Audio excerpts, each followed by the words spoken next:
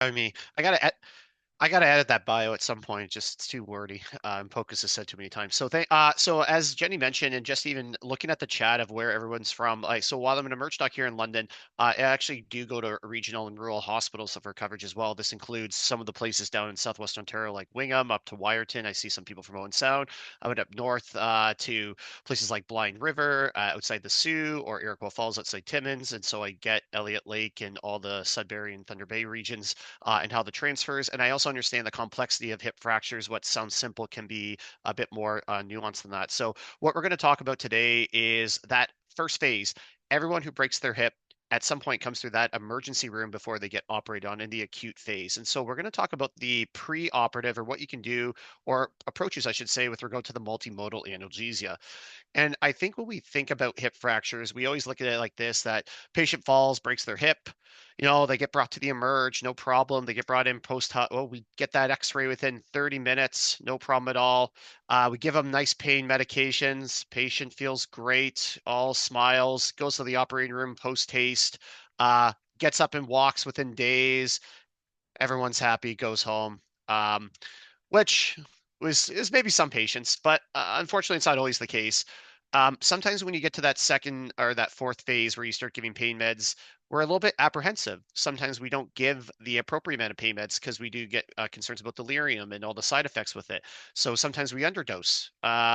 Sometimes we actually give too much, right? We get side effects with regard to that, and it becomes a bit more difficult. There's a lot of other things, whether it's unrecognized dementia that's exacerbated by the pain that day, and now we're giving more pain meds, but we make an assumption that it's actually worse than the dementia.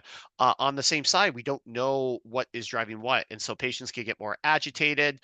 Said nurses or allied practitioners start making calls to the surgeon or hospitalist, whoever's looking after them. They're yelling back saying they're too busy, they're in the OR, don't bug me for these things. 24 hours later, patients still might be waiting. 48 hours later, they still may be waiting. Then eventually, maybe hopefully within the first day or two, especially if you're in a regional site where there might not be beds, they might be held there for a few days before they actually get transferred to an appropriate center for operation. And even when you're in a center, a tertiary level or quaternary level center, it's still the same problem, whether it's waiting on a list. So it could be an eternity later before they eventually get home or even to a rehabilitation center.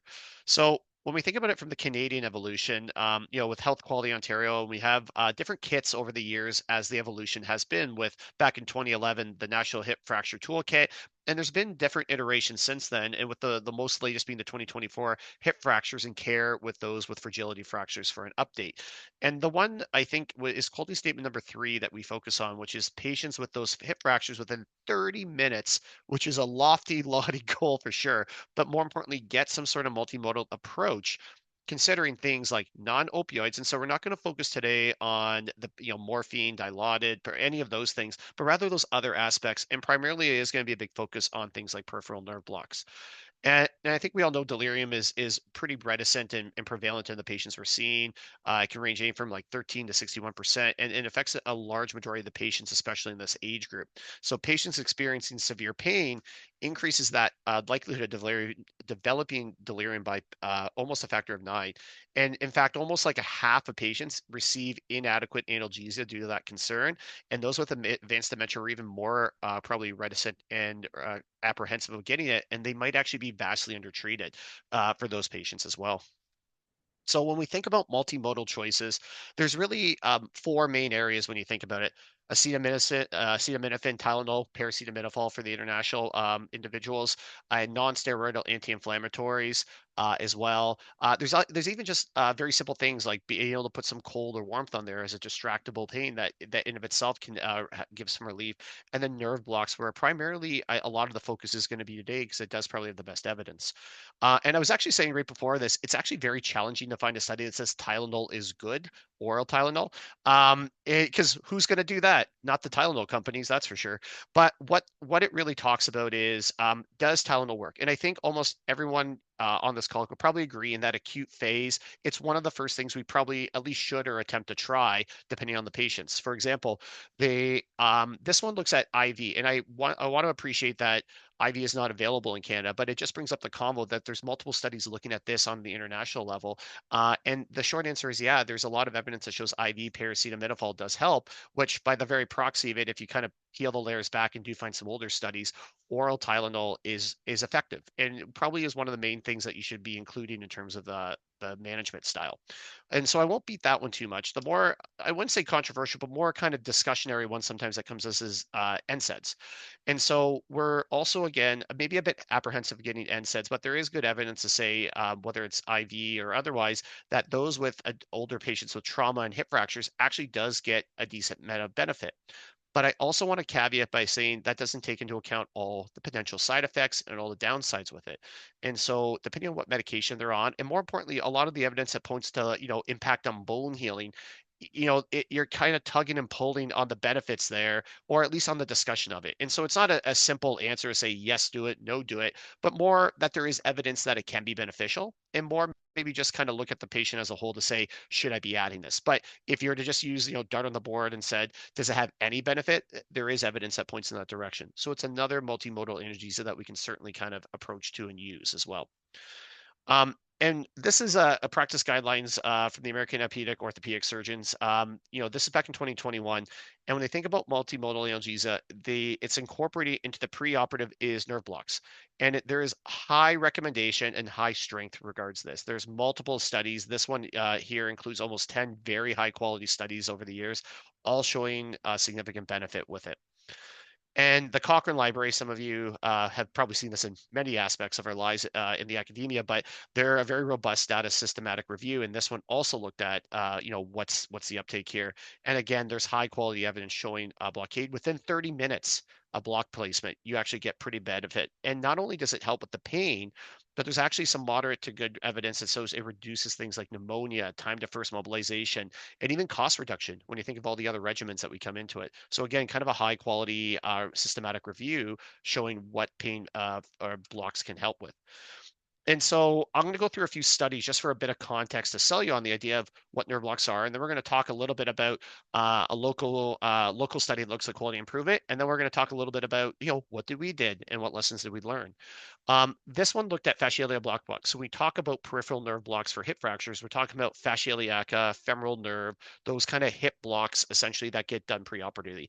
And these are all patients, that for the most part are single shot. And that's what the key part is. We're not putting like full catheter stimulators in there or anything. These are just single shots before they go to the OR or while they're waiting for the OR.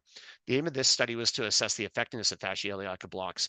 And there was about 100 patients in this one. And what they eventually found was of those, there was a significant reduction in the delirium that got it compared to placebo. Placebo just being normal stuff that they got done as part of their preoperative care, but their duration of the delirium was far less. So things not that you're doing preoperatively that affect things postoperatively, and their scores were significantly different as well.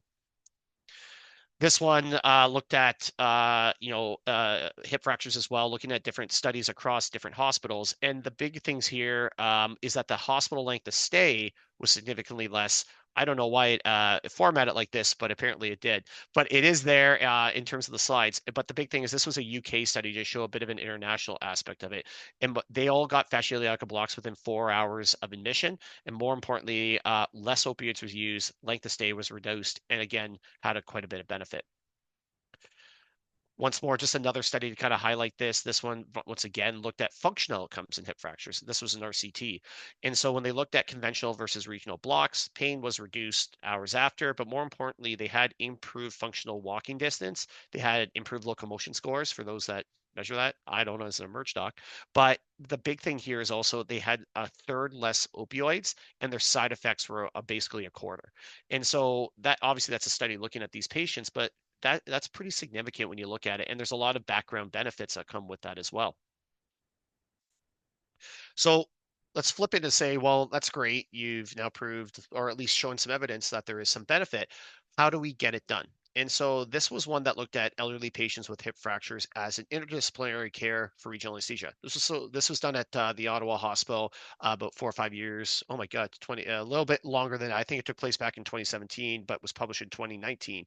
So this was one that looked at how do we actually institute and maybe even get uptake for this? Because that's half the battle, proving it, but how do you actually do it? Because a nerve block is a procedure, it's not a click of a button. So back in 2016, they did this first audit. How many patients were getting offered regional analgesia? So they looked at this, and of 107 that were came in with hip fractures, only 18 were being offered it. So great. Their first intervention was to say, well, they're coming through the emerge. Let's train physicians, emergency physicians, on this as well, using lo-fi simulation and improving comfort. So that was their first intervention. Stepped back and looked at it several months later to a year. They found that there was a significant improvement. That's great. Of the 71 they looked at after that, now we got half, right? But why only half? And so not only were they offered it by emerge docs, but the other catch is when you're looking at a large hospital like that, that all patients don't flow through your emerge direct to the emerge. There are patients who come in from other centers where they have obviously had their hip fractures first before being transferred in, and they were being missed because what would happen is they're not coming maybe all the way time through the emerge. It might be going direct to floors. And so therefore the emerge physicians weren't always going to be the primary point of contact for them. So their second intervention was, okay, well, let's look at this. What else can we do? Patients that were direct to ortho weren't receiving it. So the other aspect was involving those partners, orthopedics and anesthesia, which is a key partner in this, making sure that they were aware and that there was an actual pathway involved with them. So if you kind of look at this pathway here, we had this direct orthopedics diagnosing the ED, whether it's a transfer in from a community hospital or they came in through the front door that day, were they medically appropriate for regional anesthesia?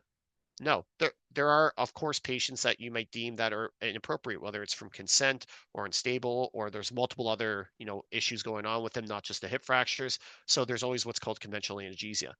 But provided they said yes, which is probably the vast majority of them, they were provided by emerge or anesthesia or orthopedics. Because remember, these are large centers where the residents are actually providing some of the care. And so they actually train some of the orthopedic residents as part of it. Not only that, they also had other things where they assembled how do we make it as easy as possible.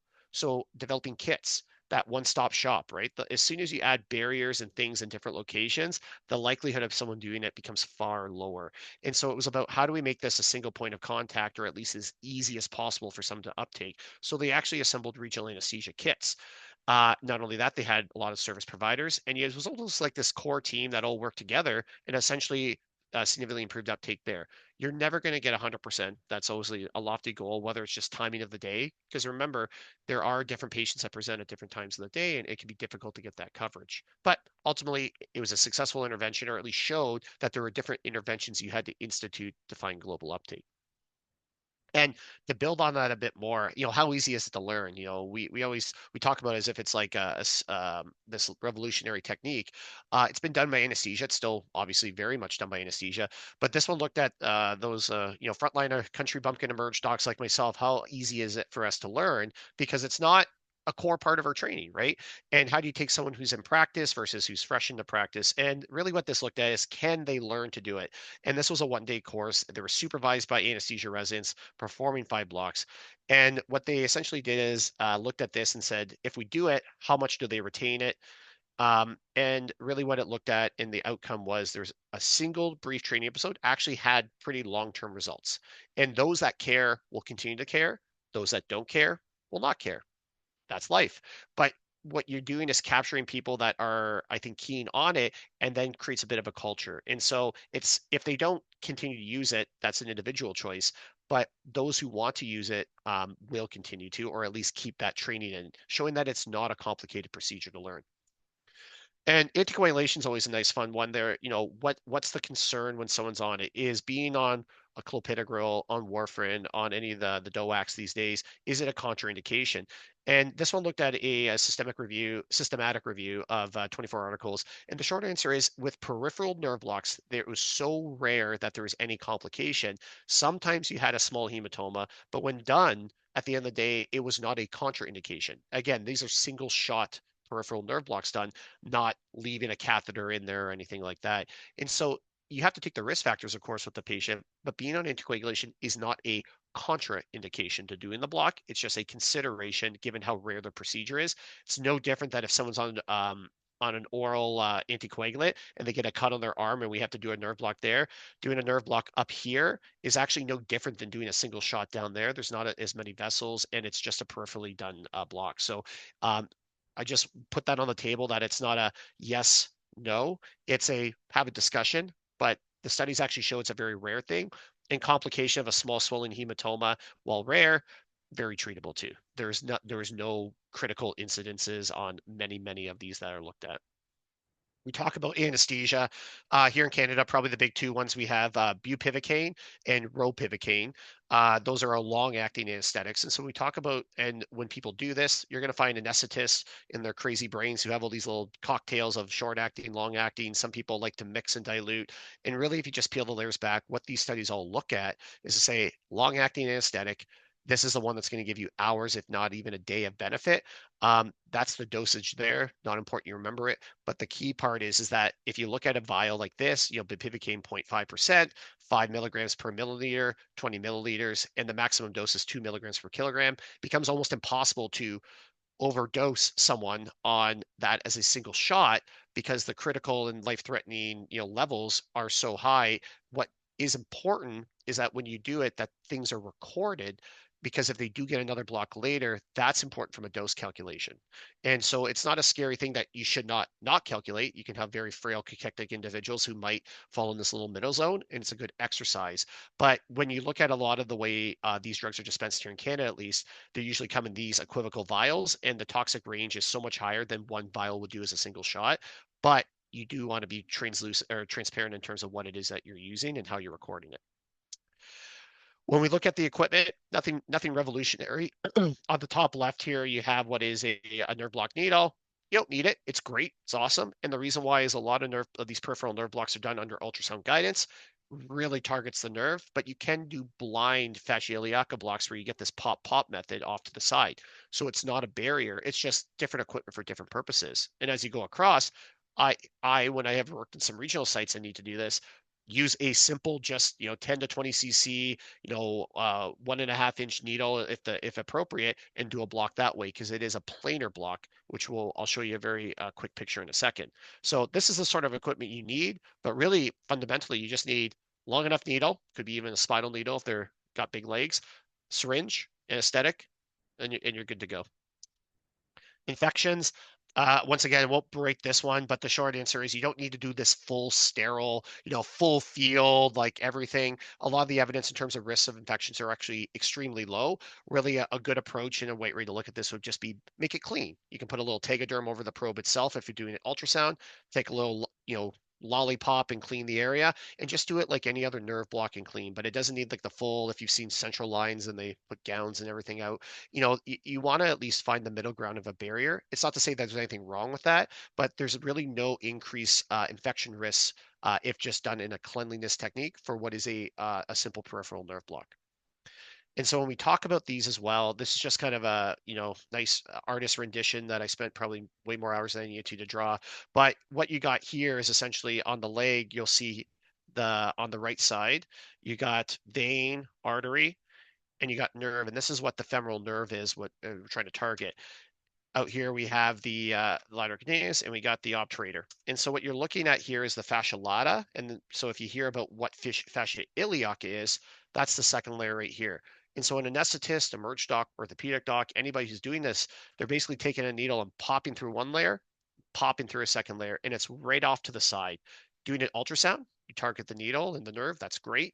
And you can watch it guide in just like this, like, jet landing on a pathway. It's so satisfying. But if you don't know what what you're using for it, you can go off to the side, and what you're doing is essentially spreading that anesthetic around so it's covering all the nerves because it's all within that same layer, just like a bed with a blanket. It kind of will cover all out there, and you can do it out to the side. And so when you hear this two pop method, that's the fascioliaca pop going through each of those layers. And on a local point, what are things that we instituted? So probably the biggest, pearls if I can take away for anybody, and we'll get into case discussion, love to hear thoughts, is engaging with departmental leaderships, not, and I don't mean just a single department, but nursing, huge. When if you're not in a place where nerve blocks are done routinely, it is like almost just like, what is going on? This is crazy. At the end of the day, like this is a very common procedure. So actually having nurse on board to understand what it is, very important. And that was one of the biggest things that we did was educating a lot of their nurses that this isn't some crazy fringe technique, Frank Myslik's trying to institute. It's something that's very established and there's nothing scary. They don't have to do anything else about it, or just it's something to be aware of, but also getting the uptake. So they're almost kind of pushing for it, navigating for it, right? So there's a lot of good leadership in nursing there. They're very pro.